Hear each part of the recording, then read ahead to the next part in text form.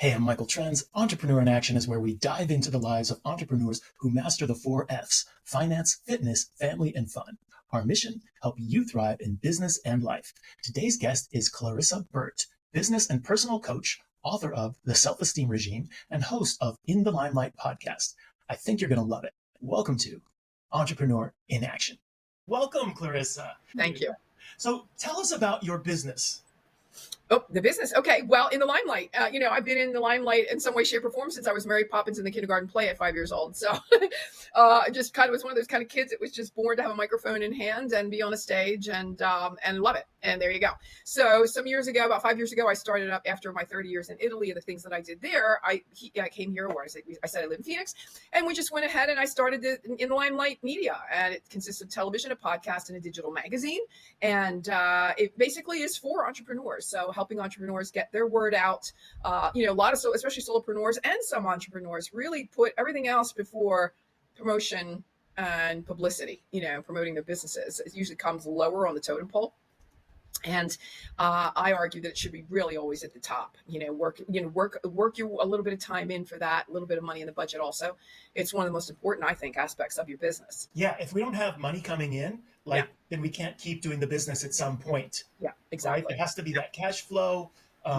Yeah. So how do you, what is it that who's your audience? Like, who do you work with the most in your business? Entrepreneurs and solopreneurs that want to get the word out. So I help them, pull together if they want, a show. So, a lot of people are not familiar, with what you and I are doing right now, or not comfortable with what you and I are doing right now, or kind of think they could do it, but just don't know how to do it. So, walk them through the process of, this is what you need to do. So we need to set up, this is what you need to, buy, and this is the equipment you need to have. And by the way, it's really not expensive at all to get started. So it will be time consuming. That is definitely sure. And then you must have some pretty good, a good basis as, for your social media outreach. That is also, I have found it's let me get rid of the dinging. It's a part-time job. So social media can be a part-time job. So, again, when you are, I love the saying, Michael, it goes, if you don't want to work a 9 to 5, be prepared to work 24/7. Right. So I think all entrepreneurs are probably shaking their head right now as they listen to the statement, and especially when there was the Great Resignation. Everyone, I'm out of here, and corporate's horrible, and I'm going to start my own business because you know what, I can. Well, yeah, you can, but there are a lot of moving parts, a lot of different aspects. And again, one of the most important, I feel, is staying top of mind. And in order to do that, you have to be, really good at keeping your social media current, and know how to either start your own show or at least be getting media coverage elsewhere. So I talk to my clients about how to do that as well. So it's really is it really mostly one-on-one, or you also have like a mastermind component? I did have a mastermind. Yeah. So the mastermind, some of the girls with the mastermind, and usually I had a group of women that I was working with, and we had we get same thing I just said. What is your? We have. I mean, they were all everywhere. Every aspect you can imagine of businesses was in there, and we got everything up and running for them too. And it's just really, again, it's lots of work, but lots of fun. And I think that, again, in order to have the credibility or to be considered an expert in any given field, I mean, the more media coverage you have, the more credibility. It's just the way it is. It's just the way it is. Either that or just really good, strong word of mouth. Like you have, hundreds of people that are, yelping, let me put it through, that are yelping you, so you as an entrepreneur, and definitely as a solopreneur, need to be getting the word out. The more, the merrier, I say.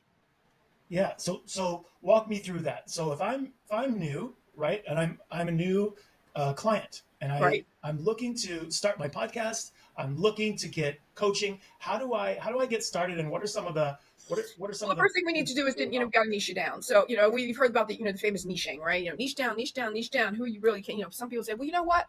I'm in, I don't know, make it up. I'm in, marketing, and I can market to anybody, and I market to everybody. And well, okay, great, but who's your target market? So, is it men? Is it women? Is there a certain age group? Is there a certain area, a certain region? So kind of get that as niche down as possible. So who's the avatar? Figure that out. What are the pain points, and what are the pain points what are their pain points, and what are the pain points that you help them with, so that there are no more pain points. So that's kind of the first thing you have to figure out. And then from there, you start with the brand. We take a look at the branding and making sure that the brand is landing correctly. And branding is, not just a logo, but it's, it's the colors and the feel. It's the font. It's everything that people, it's the things that people are going to look at and go, I understand exactly what they do. I know exactly what they're doing. So, again, a lot of people, you have to understand that you are already, as a solopreneur and entrepreneur, branding yourself, before somebody even really knows what your business is about. You're the brand, right? You have to understand who you are, what you want to portray, and how are you dressed? How are you speaking? Are you eloquent? Is it proper usage of the English language? I, for example, have one of my little tricks is I have about 4 or 5 different dictionaries. I don't know, Webster's, Collins, word of the day, newsletters that come in every day, so that I am constantly working on my vocabulary and that I know that my grammar is correct. I personally am a stickler on that. I personally love that the English language is used in the proper way, but that's my brand. There may be another, somebody else who's just like all about, I don't know, I don't know. You know what I'm trying to say is, maybe their brand is targeted toward a different our audience, and that's not as important. So the branding around who you are. What kind of language are you using? Are you using, like I know that when I hear someone speaking and they're using, F-bombs every 3 words, that's a brand, So who is, and I know how I want to land. So I'm very, very, careful to stay true to my brand. And I help others do that as well. So that's one of the first aspects that I think is really, really important. The second thing is getting you comfortable in front of the camera. And have, because most people think, oh, I could never. Well, yeah, you can, and don't say that on my watch, because I know you can. And getting them really comfortable with the process. So getting them comfortable with the process of the one-on-one, much like you and I are doing right now, getting that interview nailed, and understanding that when you're interviewing someone else, it's really not about you and your business. It's about the listener. You heard me say, before we even got started, who's your target audience? Because I want to make sure that everything that I'm saying every word I say is going to be serving them. It's one, because it's paramount. So that's really, really important. And then, of course, we can go down the path a minute, and you're on the other side, right? So if you have your own show, you want to make sure that you're learning how to put the show together, the proper lighting, the proper software, proper usage of time, because we're not here all day. So sound bites, making sure you're keeping your eye on your audience here, and your eye on getting as much out of your interviewee as possible. But you also have to keep an eye on the clock. Right. So, keeping it moving, keeping it fun, keeping it engaging, keeping it interesting is not always easy. I've listened to many podcasts where I'm falling asleep, and that's not a good thing either. So we want to make sure to keep ourselves, really engaged and fast. I like fast paced. It's the way I think my brand works best. And then once that's all done, how to repurpose. So from video to podcast, and then how to repurpose. So you can use that. Every interview can then be translated or transcribed, if you will, into an article. And so that's important. So now we have one interview of 20 minutes that will get you a whole bunch of different usage value, which is really kind of important too. So yeah, I think that's everything you mentioned is really key, right? So you start with a brand, and if you haven't figured out your brand, you're the brand until that takes off, because you're committed to you until people are committed to your brand. For example, Michael, my company is the name of my company is In the Limelight.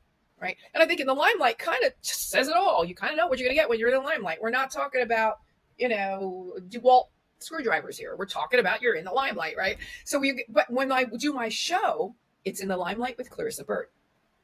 So the company, LLC, is In the Limelight. But when you're on my show, it's In the Limelight with Clarissa Burt. So now the brand and the company, it's all one. And so what are we doing with Clarissa Burt? Okay, we're going to be in the limelight.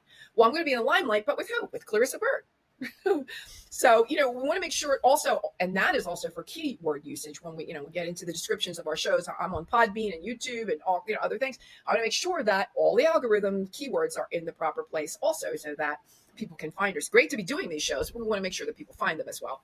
And then getting them out into social media. And so that's a whole nother show. There's so many moving parts. There so are. That's why it's really wonderful that you're offering this coaching service for people who, like, I want to get from where I'm at now, which is I'm uncomfortable in front of the camera. Yeah. I don't know what equipment I need. I don't know, how to do any of this stuff. Yes. You've done it. Not only that, though, but you're opening the door for people. You're letting them in too, so that they can work with you, and they can find their path as well. Right. So, image is really important as well. I mean, as a brand, you understand that image is really very, very important. So the eye wants, it's piece of the pie. The ear wants its piece of the pie, right? So if we're listening to a podcast, we need to make sure that our audio is spot on. And so you'll be doing a couple of different, you want to be doing some trial runs quickly, with your equipment to make sure that it's the sound that you want that you want, that's pleasing to the ear. Same thing with the eye. You want to make sure that your lighting is on point. For example, I have this one little trick, and I don't know if it's going to work. I'll show you. For example, you'll see how on my glasses you can see the light at the top, right? I've got a light at noon. But you also see that if I take there's also the idea that you see how if I bring up my computer illumination, you see how much more light there is on my face now? Yeah. We started down here. So Oh, that's a little trick. One of the things you want to do, and especially when you're wearing glasses, is I make sure that if I go like this, you'll see the light.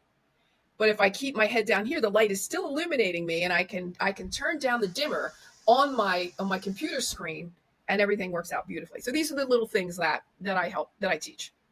subtle. And not everybody would notice that. Right. In fact, I never thought of that before. And now Yeah, I'll do it again.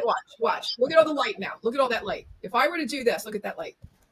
Right? But if I tilt my head down just a tad and I take that dimmer down, it's a whole different ballgame. So just these kinds of things are very important too. Because I live in Phoenix and it's 1,000,000 degrees, my studio is in the back and I'm not turning on the air, but usually I have a whole background and monitors, and my brand logo is on the monitor, and it's a whole different, it's a whole different background. And that's important as well. So there are many different aspects. And I break that down with each one of the people that I work with to make sure that even the imagery is landing. absolutely. Yeah. So how many sessions does it run? Is it like we do these 10 sessions and it's always this order, or is it more like Yeah, they're usually 1 hour, half an hour, depending on their schedule, either half hour or an hour. And it's as quickly as some people learn. Some people just get it really quickly, and other people need a little bit more in the way of, let's say, hand holding and understanding. Because again, as you said, there are a lot of moving pieces. So as much as, time as they have needed is the time that I have given to make sure that, and I also say, if you need me to be with you the first time. So let's say we co-host the show, so that I'm there for them as the buffer until they get all the moving pieces in place. For example, I use StreamYard. So when I'm using StreamYard, I don't know if you're familiar with StreamYard. I don't know, if you do, but there are a lot of different moving parts. There are lower thirds, and there are ticker tapes, and there are B-roll videos and all of that. And there's an intro that I do and an outro that I do. These are all moving parts that are uploaded and need to be clicked on while I am, interviewing someone. So I may be interviewing you, and then all of a sudden you might see my eye divert to the side real quickly while I know I'm setting up the next moment in the show, right? So again, these are the things that it might take a little bit, and that's okay, as long as it takes and as long as you're comfortable. And the other really cool thing is, with StreamYard, you can start going out. You record much like you and I are doing, but when you start to feel really good about it, there are 10 different lives you can do. So I can click live and go out to 10 different platforms live in the moment, and which is really neat too. So that's later down the line. Yeah, absolutely. Especially like you said, there's all this technical knowledge to know based on the software, Yes. which StreamYard is a software program. I think repurpose.io is another one. There are a lot of different things now, but again, yeah, it's again, remembering what we're talking about now is a commitment. It's work. You're going to need to be setting aside more time. The ROI I cannot guarantee, but I do know that the more you are out there in a professional manner, the more people you interview, the more people you are interviewed by, the more media reach you have, the more clickbacks you have to your website or to your name. So there's that whole algorithm thing. If your name is out there now in the ether, and the internet goes and finds it for you, which is really I kind of really believe that, right? We put our energy out through this technology, and then it comes back to us, right? It's the right things can come back to us because we're unique and our branding is unique, and it just always is that way. So I really appreciate how yeah. you're able to help people in Yeah. this way. And they love it, by the way. Once they get over, Michael, once they get over the initial, it's just like anything else. Like the first time you rode a bike, or the first time you drove a car, or the first time, I don't know, whatever. It's the same concept, right? You basically get over, the butterflies in a short amount of time. Then you get really excited about doing the next one because it's so darn much fun. So you're really helping a lot of people in the beginning stages. And then what about if after they've moved on, do you just say, okay, we're done here, come back when you need more help? Yeah, well, they were uploading onto Roku, Amazon Fire, Apple TV. They get uploaded onto Podbean with with their podcast. So they send me back their links, and then if they want to, and they get me the article for the magazine, they get put into the magazine as well. So there's and then there's another piece if they want to be in my newsletter, and if they want to be also they want me to get press releases out for them. So there's a whole thing going on here. So we also have, so we also have In the Limelight Media, where you Yes. can help them to promote their Yes. content that Mhm. they create, and you keep you you you're able to keep that relationship moving forward Right. with that piece of the business as well. Yeah. So So cool. how does that work? So after It's they've just more that, it's just more of the, depend. So a press release or a news release is something you want to send out when you've got something of, great importance that you want to get out to the media. So that's where you'll say, okay, I'm not just being interviewed by people, and people aren't just being interviewed on my show. And, again, Matchmaker.fm for me has been really important in the last 2.5 years with my book, The Self-Esteem Regime, because I'm going to go with about 230 to 250 podcasts in the last in the last 2.5 years. And that's an extraordinary number. It's really a great, and some of the shows are a little bit bigger. Some of the shows are a little bit, are just getting started, but it doesn't matter because it's still, your name is out there, and the algorithm is finding you, and you're getting backlinks and all the things, right? So that's just as important as well. When you have bigger fish that you need to fry, in other words, you're launching, I don't know, the new Ford 150. I'm making that up as I go. You're going to want to be putting out press releases and or news releases about what you and your company are doing. And that's, I'm coming out with a new book. I'm coming out with a new course. That's when you want to get some media coverage for the things that you want the media, journalists, to know about. Even there, you have to understand how to approach journalists, where to approach journalists, what are their B-E-A-T, meaning what do they cover. So I'm not going to get, if I'm coming out with the latest and the greatest mascara, I'm not going to be sending my press release or news release to a sports editor. Just not going to do that. So being really mindful about who you're sending, and then there are different software that I'm a part of that I can put out a press release and news release immediately for somebody and get with some really great traction because there are hundreds of thousands of journalists on the platform. Oh, yeah. It's always good to have that insider knowledge that they can come, that your clients can come to you, and they know, like, you've got the experience, you've got insider knowledge. Not everybody knows all the tips and tricks that so Right. they get them from you. Yes. So that expertise is super value, and that Right. domain knowledge. And it takes years to build all that up, but they're getting a shortcut by coming to you. It does. Absolutely does. And how do your clients usually find you? Is there like a particular, do they find you mostly through your website or mostly through YouTube, I'm on all social. I am on all social except Snapchat. So it's really just Clarissa Burt or Clarissa Burt Official, depending, LinkedIn, Facebook, Instagram, YouTube. I don't know what else is the Twitter, X, whatever the heck it's called today. You never know. And so we try to keep up, Michael, don't we? We do try to keep up. Us in the media, we do try to keep up on these things. I think today it's called X, and so there you go. I mean, easy peasy. And people say, "Oh, who am I going to interview?" I'd love to do this show, but who am I going to interview? Well, I'll tell you, when people love to talk about themselves. Number one, love it. And here's another really great tip that I have found. One of the greatest aggregators in the world for books is Amazon.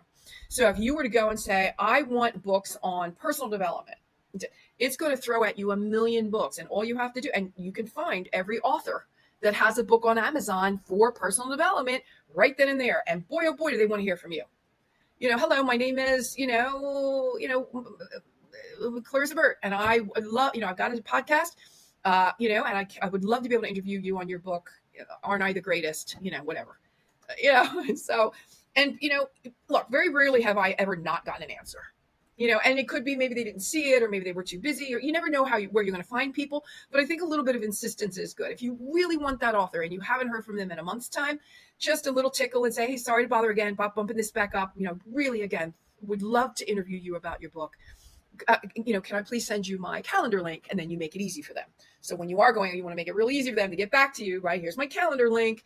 If you'd like to schedule. I only need 15 minutes. If we could just have those 15 minutes and see if you think you'd be a good fit for my show. Because obviously if I'm going after Deepak Chopra, or if I'm going after, Tony Robbins, you really want to make it as easy for them as possible.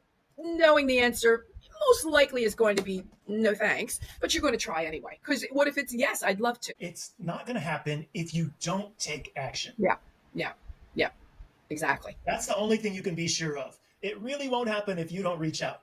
But That's if when you the reach out, that's when the amazing. answer. That's when the answer is always no.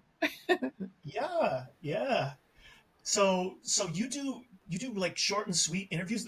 Is 15 minutes the actual interview No, time? 15 minutes. Sorry, I knew what I said. 15 minutes as a get to know. I only need 15 minutes for you to understand if you would like to be on my show. Can we please have a get to know? And so, just those 50, because a lot of times a podcast interviewer will want to speak to a potential interviewee, you to me in this case, to understand, geez, can we have a quick chat? Let me understand more about your book. Here's who my audience is. Do you think your message is good for my audience? And do I think you as a guest would be good for me? It's like a match.com. It's almost like 15 minutes, it's speed dating it, kind of thing. So that we can understand if we're going to be a good match for the audience, not for really for us, but for the audience, because that is always the end game, right? So the 15-minute get to know with Deepak Chopra, Tony Robbins, right, would be, can we just have those few minutes? And that's where you have your 15 minutes to shine and sell a bigger name, right? A name you really are going after, but think you may not get. If you can get them on the 15-minute, then you can sell them into a yes. Sell them meaning you can talk them into, with your charm and your savoir-faire, you can probably get them on your show. I like that. When you and I talked before we got to this call, we actually talked about, do we need to have a get to know session first, or do you want to just do the interview? And in this case, we just went for it, right? And I'm so glad that we're on this And I interview always now. leave it up to you, Michael. It's like, I'm happy to if you think we need to. Here are my credentials. Take a look at them. If you feel comfortable with that, great. If not, happy to jump on those 15 minutes or whatever it is, 10, 5, whatever you would need, so that you would feel comfortable about, because remember, you've got, as a podcast host, you've got pre-production, you've got production, you've got post-production. That's a lot of time to waste if I get on this podcast and don't deliver, right? You're going to go, that was a good half hour, 45 minutes wasted. I'm never going to be able to use whatever that person just told me. I should have known beforehand that, just to have that, what I call a get to know. It's 15 minutes well spent, or 10, or whatever you want to make it. But I usually say by 15 minutes, I think that's a good amount of time for you and me to understand that we're a good fit. I love that. To me, I feel like I need a couple hours to get to know. Yeah. But Well, then, I mean, for a podcast, for a 25 minutes podcast, I think 15 is enough. But yes, of course, we want to be here all day, but we really also want to make sure that the listener is getting the information they need. That is always the most important thing. So yes, getting yourself as a solopreneur, an entrepreneur up and running is already a lot of work. But keeping in mind and forefront that keeping yourself out there, keeping yourself relevant, making sure that your promotion and your publicity is always landing and it's on point, how to find that publicity, and potentially, as we said before, starting your own show. And so that's what I do. Pretty simple stuff.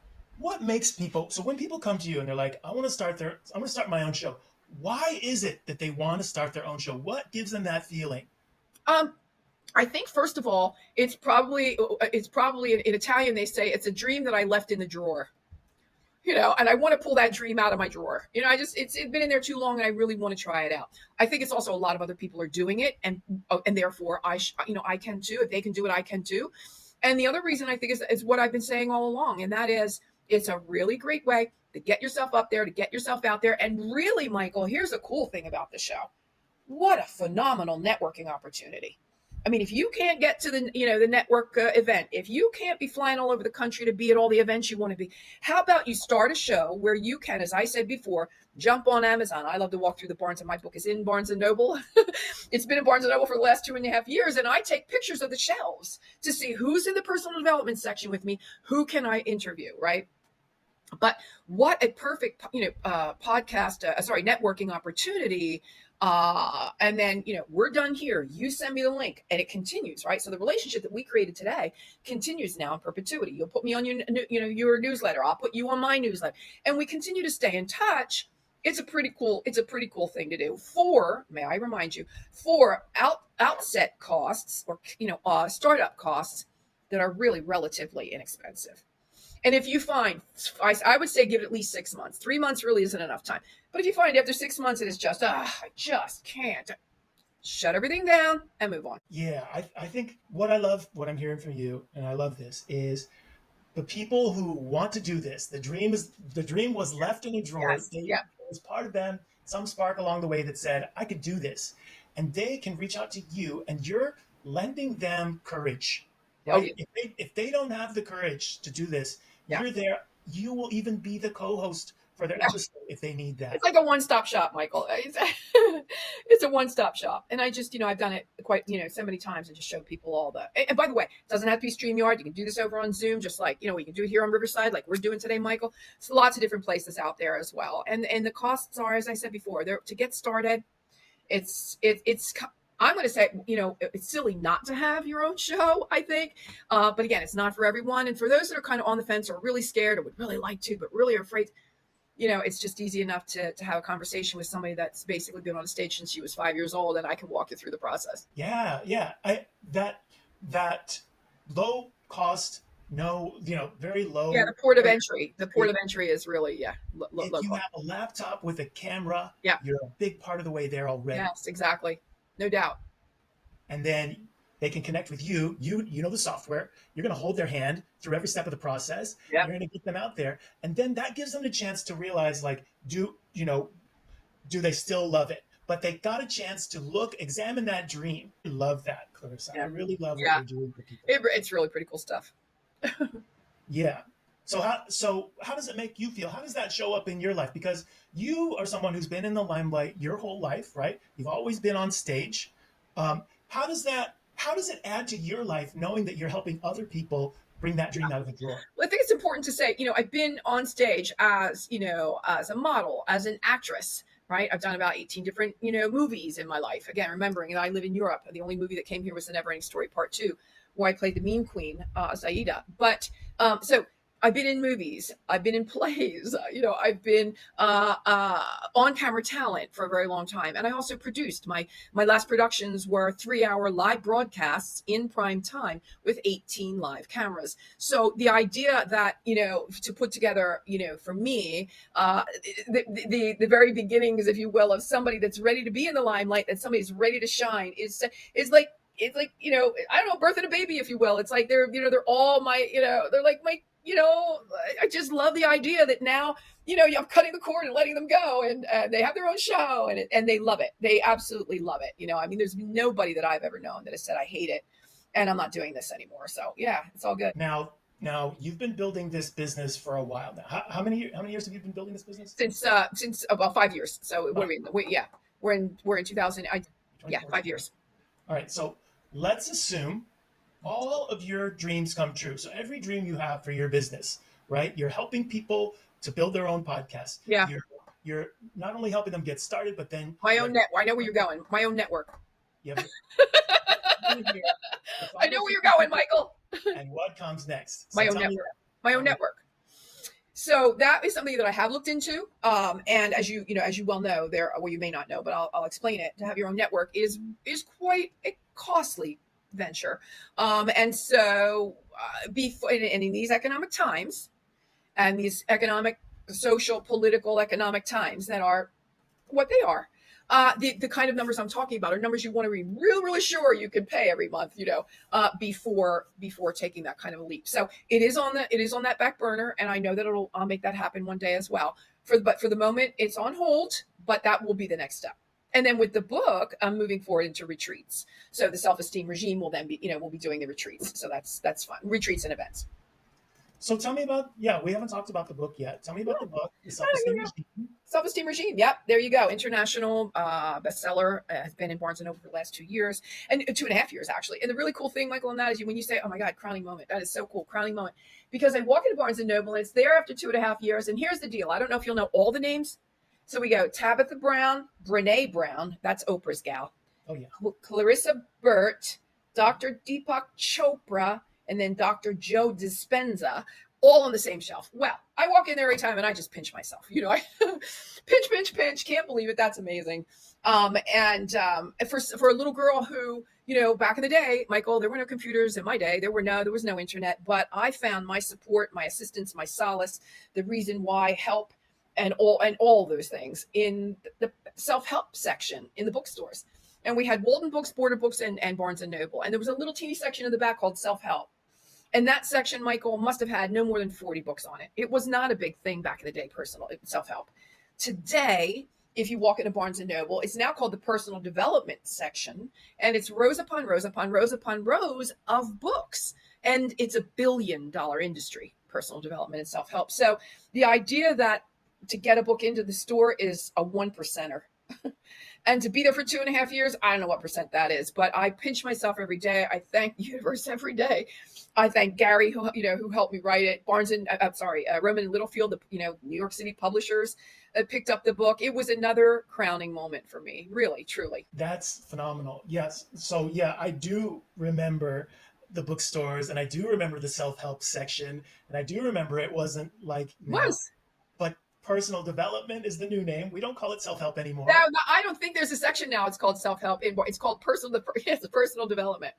I love that. Good rebrand. Yeah. And then, yeah, because help implies something, right? There's something wrong. Whereas development means everybody's developing. And that's a great point. Here, the other thing is the book is not, you're not going to read about self-esteem, you're going to do the self-esteem. So for me, the self-esteem regime is a manual, a mission, and a movement, right? So, and it doesn't discriminate, self-esteem does not discriminate, and goes really broad and really deep. And it's everybody everywhere. You don't get out of this lifetime unscathed, I'm afraid. So absolutely. So yeah, what are some of the tactics that you teach people? Like, what are some of the things that people could listen to this podcast right now and just start doing that are from your book, The Self-Esteem Regime? Okay. So the first thing that I talk about is, creating a value system. So if I talk to you about your value system, give me 5 things that you value the most. Most people have that deer in the headlight. No. Nope. We have a value system. It's loud and clear. It's our blueprint in life. It's how we show up. It's the hill you're going to die on. And here's mine. I take the high road. Honesty, integrity, gratitude, and honor. And that's who I am. And that's what you're going to get. And it doesn't always make me the most popular person in the I'm not always the most popular, but darn it, you're going to get the truth, and let me ask you this. And here's I love this question. What would happen, Michael, in this world if tomorrow all 8 billion of us woke up and everyone was radically honest? I think it would force people to also be honest with themselves, and they'd be yeah. I mean, can you imagine if there was no corruption, if there was no lying, cheating, stealing, betraying? Right? Can you imagine what kind of world that would be? Well, that's part of being of my value system, and I offer, I offer to everyone to come up with a really good value system. What else can I say? Oh, I am enough. We are enough. You are enough. Everybody's enough. We're enough. So one day I said, you know what? I'm going to look up the word enough. And enough, the definition of enough is this: only as much as is required. Only as much as is required. So I say to you, the word enough isn't enough by definition. So the new mantra, Michael, is this: I am so much more than enough. I am so much more than enough. Believe me when I tell you I am so much more than enough, right? The third thing that I like to do, and I found it in Louise Hay's works, and then Jack Canfield, the other half of the Chicken Soup for the Soul series, along with Mark Victor Hansen, has it in his works as well, and it's the mirror therapy. So becoming your own rah-rah session in the mirror. Because there are 2 ways to approach a mirror. One is to look at the mirror, and the other one is to look into the mirror. And one of them is when you're preening, and the other one is when you're screening.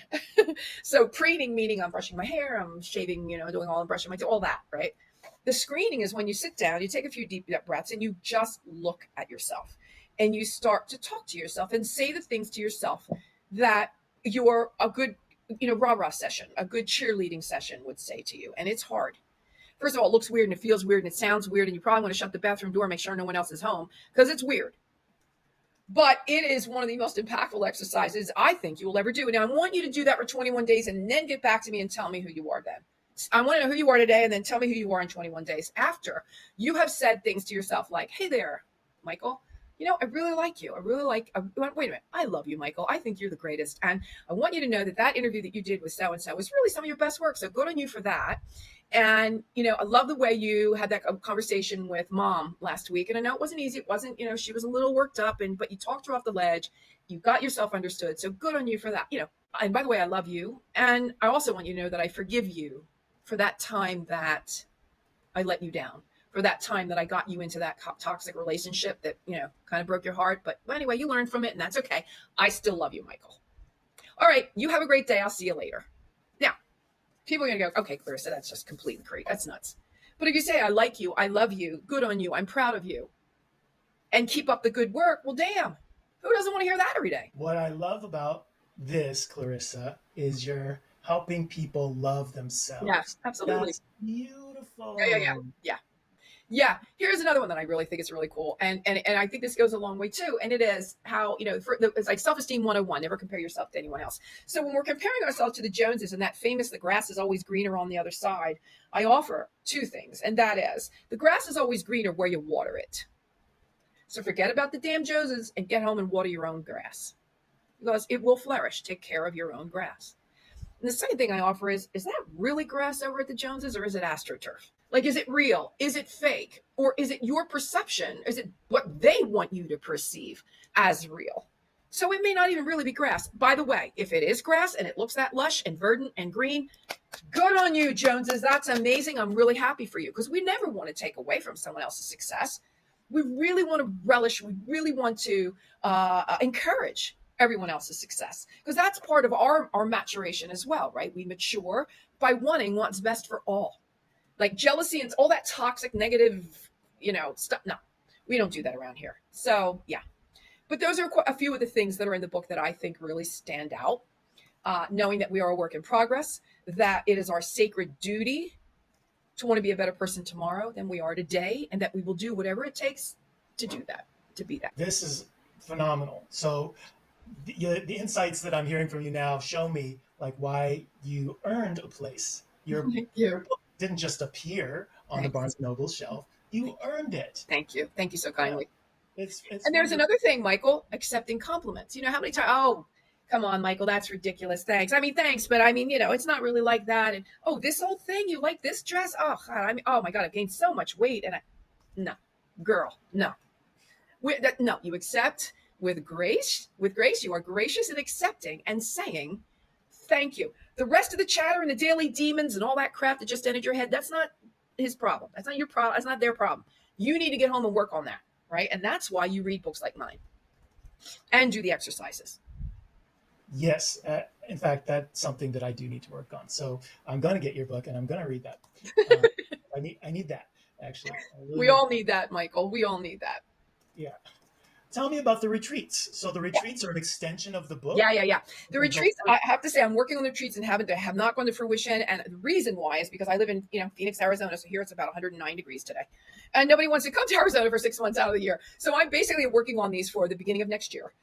And we will be hopefully about a 4-day event. And when I talk to you about the look good, feel good, be good, and greater good aspect of self-esteem, those are the 4 pillars upon happy, healthy, health, self-esteem lands, right, or rests.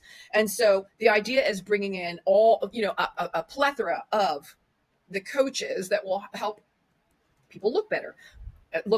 That's hair, makeup, wardrobe, all color therapy, all of that. Look good, feel good, diet, exercise, nutrition, wellness. So all of that. That's really important. Look good, feel good, be good, be good. Be good is your finances, relationship, leadership, your business, how like all of that, networking, that sort of thing. And then greater good is as a collective deciding, what we're doing to give back, volunteer, give back, pay it forward, tithe, whatever you want to do. But you have to have a set goal before you leave there to know. And a lot of people say, well, Clarissa, it's just not financially, but it doesn't have to be financially possible. Sometimes it's a smile, sometimes it's a compliment, sometimes it's holding an elevator door for someone, helping a woman with a baby carriage down the steps. It's the kindness, it's the simple things, it's the manners and mannerisms that make it. It's free. Being kind and being good and doing the right thing many times is free. And it's just that simple. We are the ones that are complicating our lives. It's really that simple. Absolutely. Yeah. Like you said, a smile that doesn't cost anything. Nope. A compliment. Yeah. Hey, whatever that compliment can be. Yep.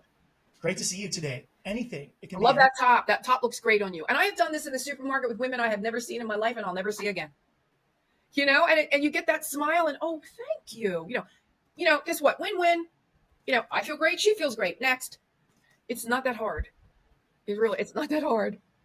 And that feeling though goes way longer than that, like 2 seconds you spent Yeah, to yeah. say that quick compliment, you might get a boost for the rest of the day out of that. Yes. They might too. Yes. Here's the other thing, Michael. I think that in doing the work that I've done with the book, it took me down some of my deeper rabbit holes, right?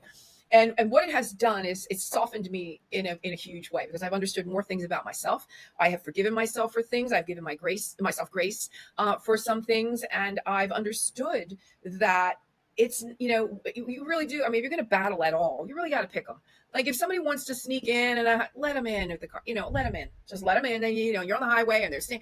All that, just let them in. It's I don't know. I'm babbling, I think, but I just think it's so much easier than we make it out to be sometimes. I think so. No, I like the examples that you're giving because it really helps Yeah. to land for some people. Yeah. Those examples are really helpful. Yeah. You do have to pick your battles, and like you said, something driving it's so transitory. It does not last except in the moment. And fine, they get ahead of you. What's that going to change your life? I think more of us need to learn how to diffuse instead of augmenting, in a fight or a confrontation just to diffuse.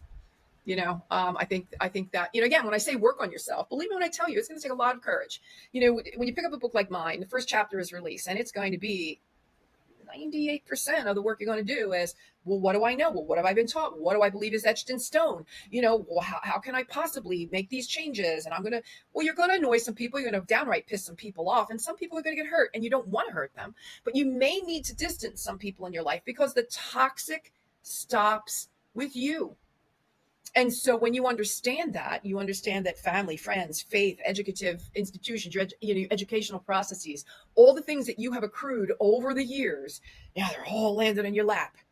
And it's heavy getting up. I mean, you got to lug that stuff around and it's heavy.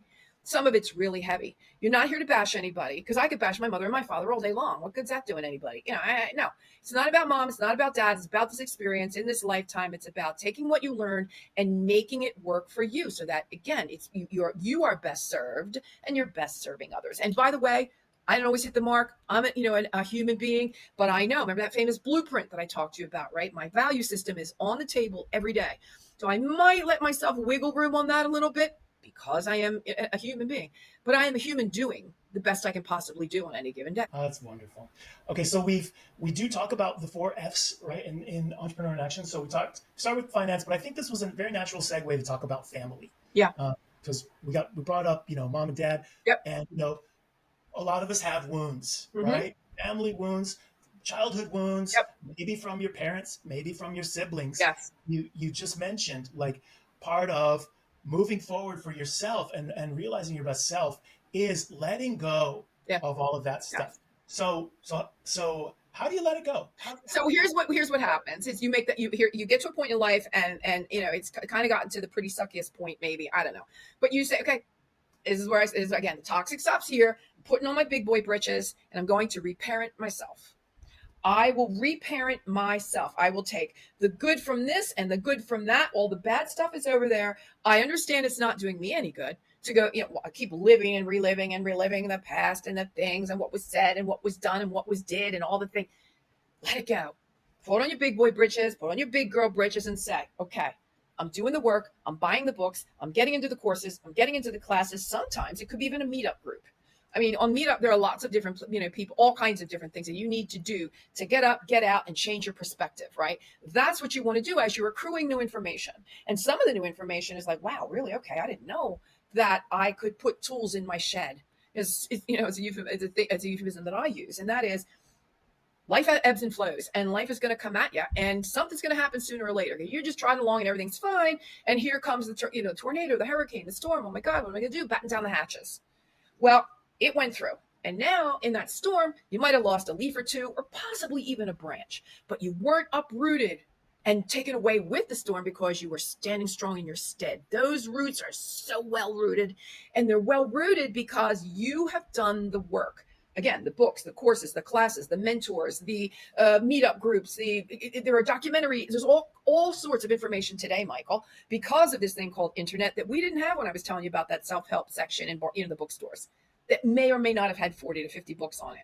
So in this world today, it's all about, it's kind of like the same, I guess, decision you make when you're an alcoholic or you're battling drug addiction, right? Alcoholic and drug addiction. That was my last drink. That was my last, dose. We're done here. And then when I say release is my first chapter, the second chapter is rebuild. Got rid of all the crap, toxicity, all, I'm working on getting up, but I want to rebuild. So now what I'm doing is rebuilding the life that I want to live, my ideal life, minus the toxicity. And you reparent yourself. It's the coolest damn thing on the planet. What? Tell me about it. Okay. So part of family as an adult is reparenting yourself. I want to know about this. What is it? Reparenting yourself. Knowing the difference from right and wrong. Is it right to get pissed off? Is it right to get angry? Is it right to hold on to that? Is it right to scream in your mother's face? Is it right to, get in your, whatever all that muck is? I don't know. But what I do know is that you continually take the high road. So there are many things that I could have gotten pissed off, upset, all in their faces. I could have done all that. I never did that because what I wanted to do was to make sure that I was being the best version. Again, I don't always hit the mark, and I didn't always hit the mark as a younger girl. I came out of my household with PTSD, and I thought yelling and screaming was the way to resolve anything. Until I got out into the world, and that yelling and screaming thing, everybody's going like, "What the hell's the matter with you?" Whereas in my household, it was a pretty normal thing. It was just common practice. So you get out and you learn and you understand that that's not the way, and not just because mom and dad did it didn't make it right. My mom and dad smoked, so I smoked. 30 years later, I then had a battle quitting smoking, and so was that a good thing? No. So again, there are the things that you were taught, all that tribals. Oh, I say tribal. It's the generational traumas, if you will. Remember, the generational trauma didn't come just from mom and dad. It came from before that, and before that, and before that, and before that. And it is so eradicated, right, in us, that some of that stuff's going to take a minute to kind of work out of your system, but it can be done and it will be done. And it's going to be done because you now, reparenting yourself, have decided, I'm putting on my big boy britches means. I'm going to act now. I'm going to adult. I'm going to act as a mature adult. And I may not exactly know what that means right now, but I'm going to take that first step. And if I don't know what it means, I'm going to Google it. I'm going to YouTube it. I'm going to get the book, or I'm going to get in the course, or you start to say, okay, this is who I want in my life. This is why I want the life I want. This is my mission in life. This is who I want to serve. You may want to serve just your immediate family. It doesn't have to be grandiose. You may want to serve on a global scale. That's where I'm heading. I'm headed now on a global scale.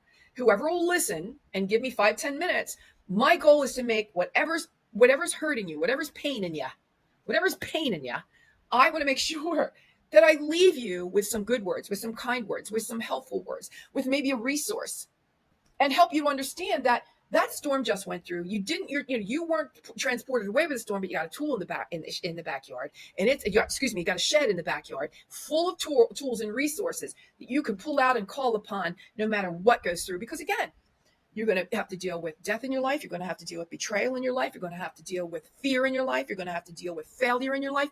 By the way, failure is your first attempt in learning. Acronym, right? Keep failing. Not forever. I mean, you know what I mean. But, celebrate it. I failed, celebrate. Failed, celebrate. You know why you're celebrating? Because you're one step closer to success. You're one step closer to knowing, well, I'm not going to do it that way anymore. So let me try it this way. Well, that didn't quite work. Got a little closer. Okay, yay, move on. Everything has to be doom and gloom. It doesn't have to be, oh, dread. Oh, man. Oh, I'm such a screw up. No. Thank you, me. Remember that mirror work? Did a great job on that. Didn't quite hit it. Back in the mirror. Didn't quite hit it this time, but one step closer. Good on you. Good luck for your next try. See you later. Again, we complicate our own lives. Mom and dad did not come. Parenting did not come with an instruction booklet. And they only knew what they knew at the time. And that's what they taught you. What are they supposed to do? Say I'm sorry for the rest of their lives? No, they did what they knew how to do. They did to the best of their ability. Might have fallen really short. But and grow the hell up. Grow up. Reparent yourself. Get this, all the resources you need and move on. And then go back and tell your parents how much you love them and you thank them for teaching them what you did, or you wouldn't be the person that you are today. I love it. That's great. So you give yourself the gift of parenting, whatever the gaps were, yep, right, that you identify for yourself, because they don't know.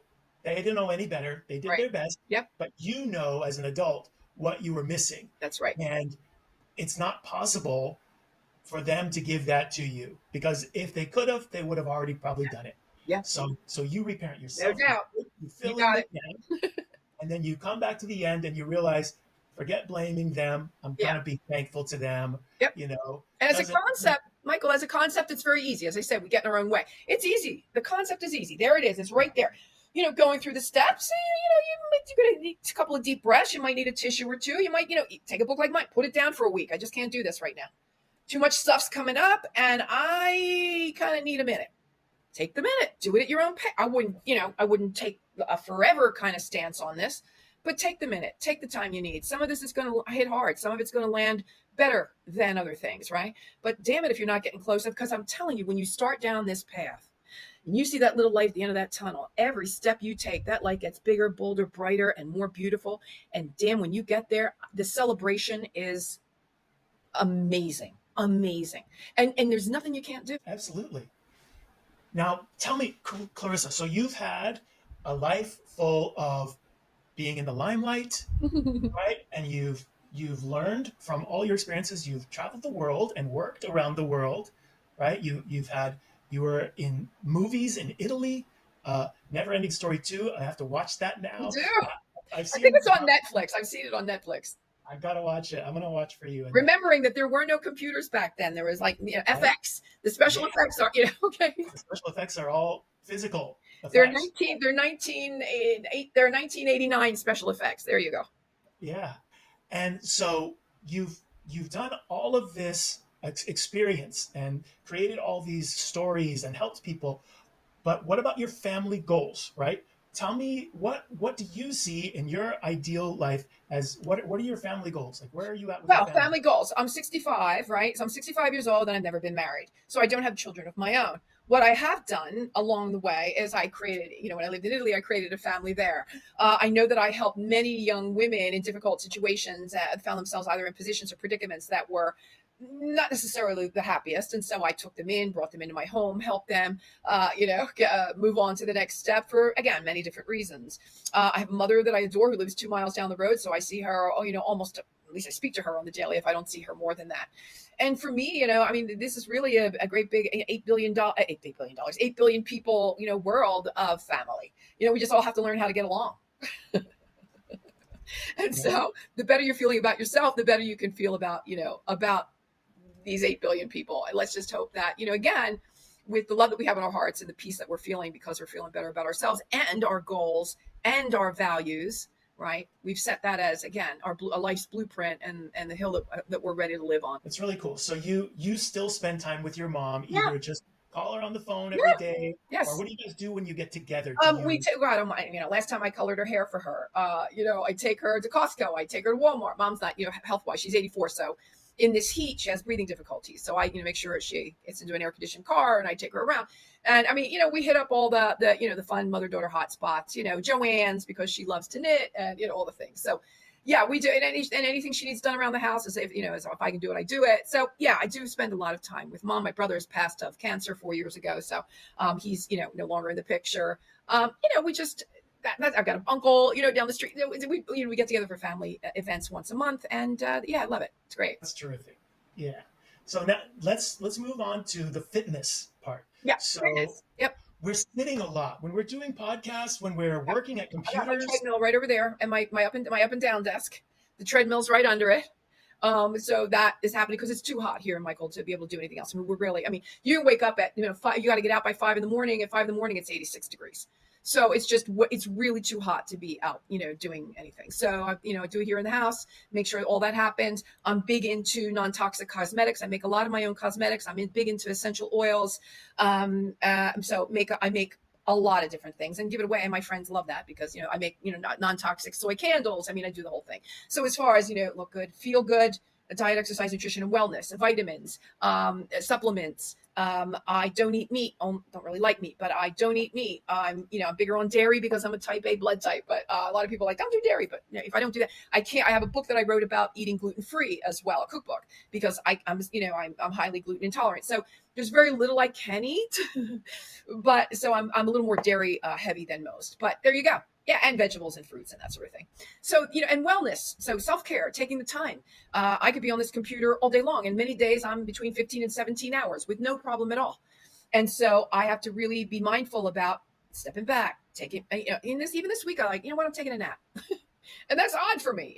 What? You're going to take a nap? Yep, taking a nap. And I did because I felt like I needed one. So just listening to my body more, knowing that, again, eating properly. I make my own iced tea. I use stevia. There's no sugar in my diet. Again, living a non-toxic lifestyle. And so trying to, even with cosmetics, a woman puts on something like 25 to 27 or 28 products every day before she leaves the house.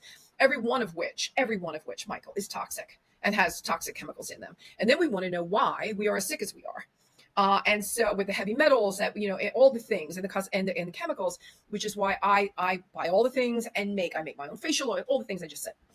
So the idea here is to live a non-toxic lifestyle. And do the best that I got. I've got the air, filter on, so it's filtering the air, and all the things, as much as I can. Yeah.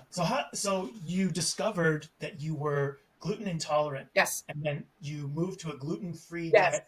How did you figure that out? Anaphylactic shocks. I was constantly having anaphylactic shocks, and that means my whole body would become one hive, and the itching I wanted to jump off the Brooklyn Bridge, and I looked like Shrek. And I blow up. And the problem with an anaphylactic shock is that it can close your your airways if it gets really, really bad.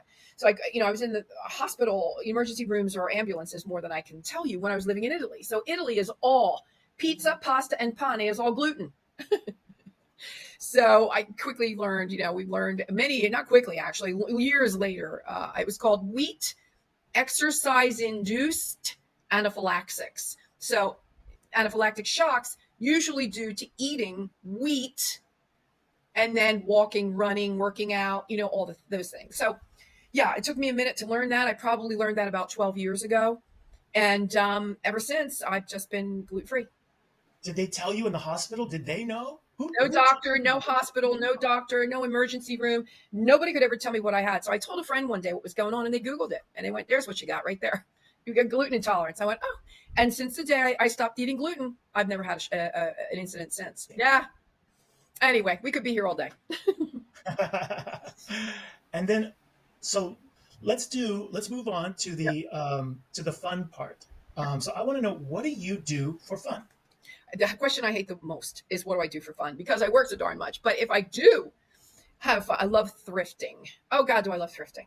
So I love, Goodwill, all the thrift shops, coming home, repainting something, upholstering something. And I do very simple upholstery. I absolutely love that. I love knitting, crocheting. I love sewing. What did I just sew recently? I just sewed something. I forget what it was. Sewing. I just put the sewing machine away yesterday. So little Susie homemaker stuff. Love all that. So you go to thrift shops and you find something and you want to you want to reupholster it. Like, how do you find something? You have to have an eye. You kind of have to have an eye for that. And so you see something in its original form, and then you see it the way a lick of paint will take care of it, or a new covering of a piece of fabric will cover it, or like most of my house. I hate to even say this. Most of my house is thrifted. It's really mostly thrift, not all of it. I've made a lot of my own draperies and curtains and that sort of thing. But I mean, I have drapes in, that I paid $5 a piece for. You'd never know. Like, I'll turn this around so you can say, hold on. So they're the drapes on the wall. Those right there I got in Vegas. Those candlesticks, I don't know where the heck I got them, but they couldn't have been any more than $5 or $10 at Goodwill. Those drapes right there, you see those draperies? Beautiful, yeah. Beautiful, really beautifully embroidered. Pretty much top of ceiling to the bottom were $5 a piece. So you just yeah. So love the bargain hunting piece of all of that, being able to pull it back together to make it look like $1 million. The piece next to it, the piece, you see the yellow, wait, hold on. Oh, where am I going? See the yellow piece? There's the burgundy piece. And then on the inside, that's a sari. That's an Indian sari that I got in India, which are the things that women normally dress in. Now, I shouldn't say that because apparently you're not supposed to do that. But I was hoping that they would forgive me just this one time because it's a compliment. The colors complement as an inside piece to that drape. So yeah, just little things like that. So one thing I'm also hearing, based on this whole conversation, that I'm gonna guess is something that you really think is fun, is travel. Yes. because you've been to India, Yes. you've Everywhere. lived in Italy. Yep. Tell me about travel. What does that mean to you? What's so fun about it? Well, travel used to be a blast before 9/11. It used to be a really, really good time. Obviously, now there are more safeguards put in place, and that makes it a little bit more of a drag. But and, the idea of getting there is, they say, is half the fun. I say it's half the battle. But once you're there, wherever you're going, it's just that I have no fear of traveling alone. I've done most of the world. I've traveled by myself, thanks to those modeling years, mostly. And I'm on the way to Italy on the 28th. I'll be going back again, and I can't imagine life without traveling and learning, about other cultures. I think India was really taught me the most in that, when you are in countries, that are as impoverished for the most part as India, or where at least you see the poverty right there, like boom in the streets. When you do travel like that, you are so much more appreciative of what you do have.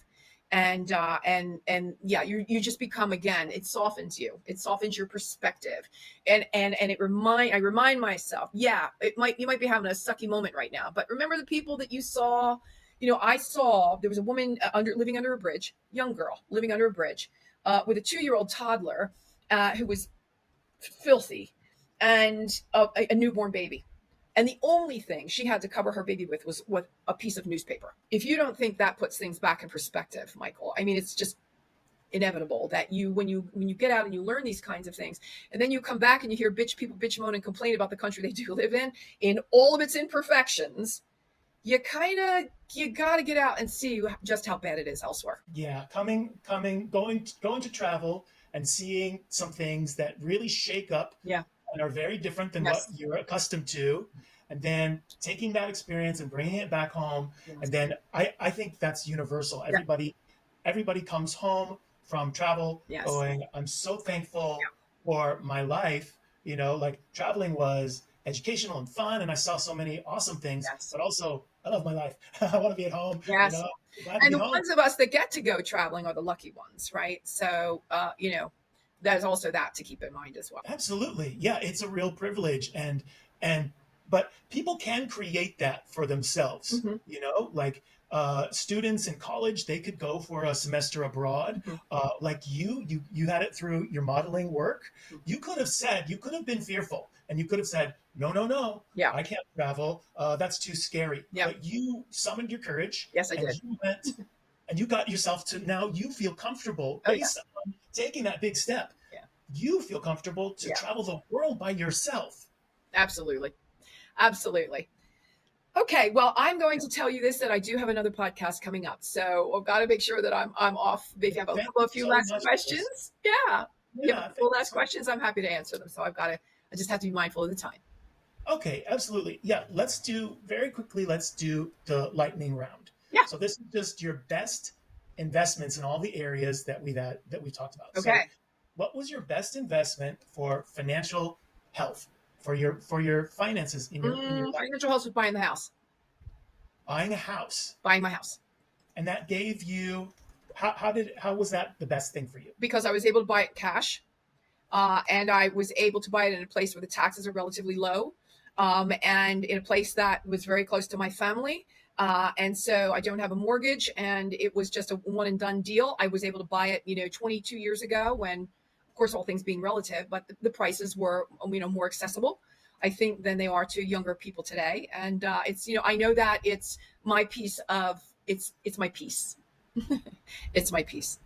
Yeah, it gives you that confidence, that peace of mind. Yes. That's amazing, and you can live with your family. Yes. Close proximity to Yes. family. What's been your best investment for fitness? The best investment for fitness was, I have a full gym in the house. So, I've got, oh my God, the upside down bed. I got the treadmill. I've got the bicycle. I've got every pound weight you ever want to see in your life. So I have, all of that set up. And, get in to do as much as I can when I have a minute to get in there. I try to get on the treadmill every day, but if I have a little extra time, then I do have. So that definitely, and by the way, a lot of this stuff is, you can get on, you don't have to get it new. You can get it on at Goodwill. You can get it on Facebook Marketplace. You get, people that are off, loading some things. And so it sounds like I have a gym in my house. I have equipment in the house that I can use. And that was definitely the best thing And so, because when you're living in Phoenix, it's really hot yeah. outside. Yes. and it's like you said, it's Yep. 80 plus Yeah, degrees at like 5 in the 8. morning. Yeah. So can So you knowing that the air is on in the house, I have a fan going in front of me right now. If I turn the thing, you'll see the fan. So the fan is on me at all times, apart from just the air conditioning. And then when I'm on the treadmill, that same fan is in front of me, as I'm walking and working out. So yeah. Absolutely. So, what has been your best investment for family? I know we have to find something different because I know you bought the house, which is near your family. Yeah. So, you have to give me something different. But what's improved your family the best? It could be an idea, it could be Yeah. anything. What was the best thing of it for the family? I think the idea of every once in a while we pull out the old pictures, the actual old pictures, because I've always been the photographer in the family. So for years and years and years and years and years and years and years, I was, we used to send away the roll, it used to come back a week later, and that kind of photography. And so I won't even tell you how many scrapbooks of pictures that I have. So just to be able to pass down to the younger generations, this was your grandmother, and this was your great grandmother, and this was her name. Those are the coolest moments I think of all, is when you're passing on the legacy of, if I, for example, my name is Clarissa, I am the fifth, I'm the fifth Clarissa. So the firstborn girl in every family got, the name Clarissa. Um, and so even my cousin named his daughter Jade Clarissa, so that Clarissa somehow kept going. I never had children, so it didn't pass with me. But when I was living in Italy, they would tell me that the Census Bureau told me that there was a boom in baby girls being born with the name of Clarissa. So my grandmother was very happy about that. She thought that was the greatest thing, because I was working on TV, and now everybody was naming their kids Clarissa, the firstborn girl. It was really a cool data point in my life. That is really cool. And now, your best investment for fun. For fun, my best investment. My best investment for fun, honestly, is when I let myself take that day and just do the round of thrift. I'm telling you, I have the greatest time. If it's not travel, of course, let's put travel, always at the top, but, definitely that thrift, getting into the Goodwill stores and buying, the thing, bringing it home and fixing it up, or just love that stuff. I love that creative side, getting away and just, or getting into the kitchen and making chapsticks, lipsticks, facial oils, hair growth oils, magnesium oil spray. I could be here all day with just the stuff, that deodorant, non-toxic deodorants, like all the things that I make. If I showed you, I have a back room full of product, butters, oils, containers, glass jars. It's crazy what I have back there. Crazy. I love that. It's the pride of making things that Yes. are better, Mhm. right? You're either taking something from the Yep. thrift store and making it something new that's better, Absolutely. Yeah. or you're taking just ingredients and making your own Well, it's products that also more of a use it. it's the non-toxic lifestyle as well. If you cannot buy new and refurbish, the same thing with clothing, right? It's the same thing with a lot of things. There's so much that's pre-existing that we could use, that we don't need to be buying new all the time. And so the last question is, I promised my mentor that I would always ask, who do you think I should interview next? Who do I think you should interview next? I don't know. That's a good question. There's a friend of mine by the name of Noah St. John. I think you're going to love, and he'll love you. And he's just come out with a new book. I interviewed him last week, and his new book is called, I have it over there, The 24 Blueprint, something along the lines. He's just Google Noah St. John, and you'll see why I want you to meet. He's written 25 books. He's best friends with all the best speakers in the world. He's from Jenny McCarthy to Gary Vee to the guy's just a superstar in his own right. And I know that he just came out with a new book, and he'd love another interview. Awesome. Oh, thank you so much. Yeah, Clarissa, this has been amazing. thank I you, appreciate you so much. thank you, Uh, Michael. all your stories and your insights and all the wonderful things that you're doing. You're helping people, you're coaching them one-on-one, you're building communities, Yes, and then you're even having new ventures, you're going to have retreats and things. yes, It's very exciting and it very is. wonderful. Thank you, Sarah. It's very kind of you. Well, I thank you for your time. And as soon as you get me the link, I'll make sure to get it out, and I will introduce you to Noah St. John. Do I have your email address? I'm going to send it to you right away. Thank you. Thank you so much. Thanks, Clarissa. Bye bye now. Bye.